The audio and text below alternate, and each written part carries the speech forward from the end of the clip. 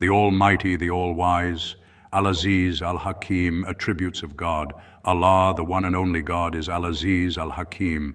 He is not only the Almighty and All-Wise, but the truth is that He alone is Almighty and All-Wise.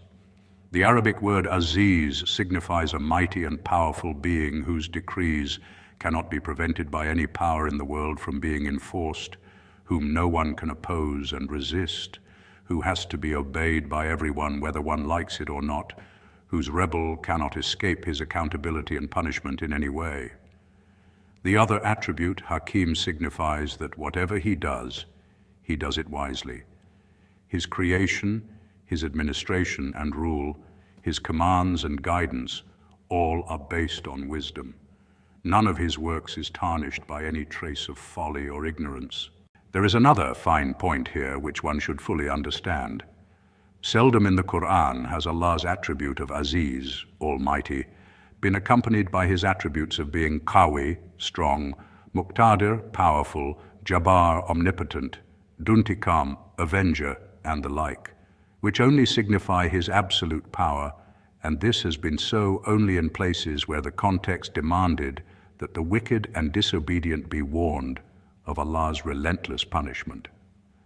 Apart from such few places, wherever the word Aziz has been used for Allah, it has everywhere been accompanied by one or other of His attributes of being Hakeem, wise, Alim, knower, Rahim, merciful, Ghafur, forgiving, Wahhab, generous, and Hamid, praiseworthy.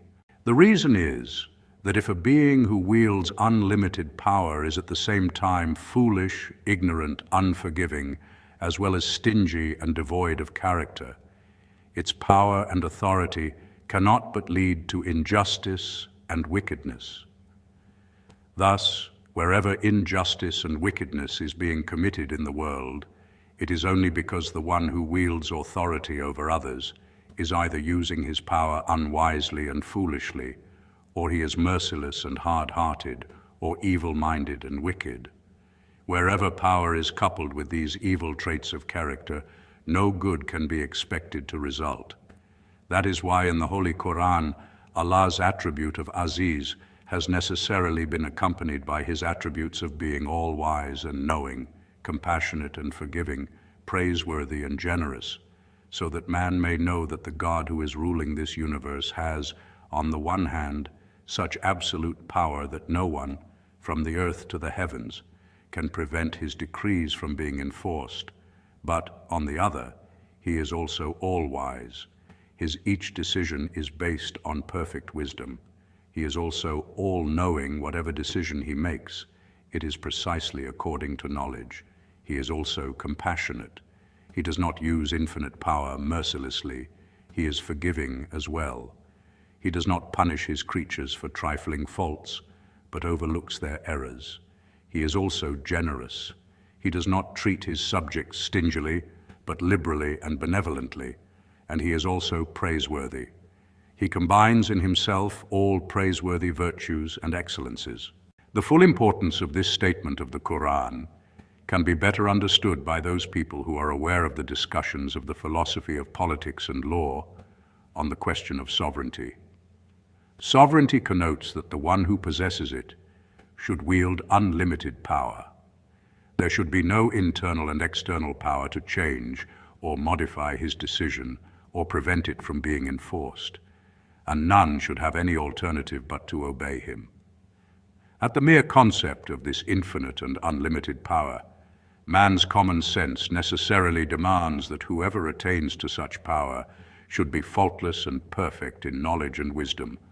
For if the one holding this power is ignorant, merciless and evil, his sovereignty will inevitably lead to wickedness and corruption.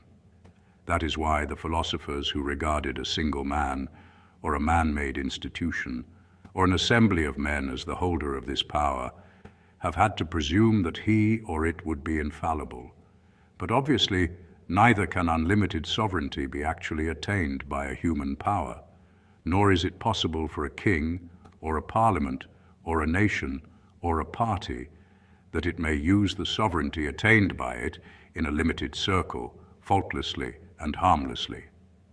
The reason is that the wisdom that is wholly free of every trace of folly, and the knowledge that fully comprehends all the related truths, is not at all possessed even by the entire mankind, not to speak of its being attained by an individual or an institution or a nation.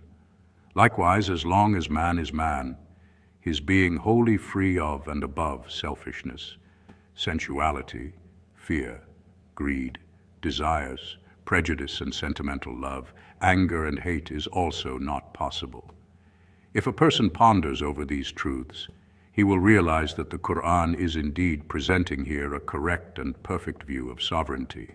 It says that no one except Allah in this universe is possessor of absolute power, and with this unlimited power, He alone is faultless, all-wise and all-knowing, compassionate and forgiving, and praiseworthy and generous in His dealings with His subjects. Compiled from Tafhim al-Quran,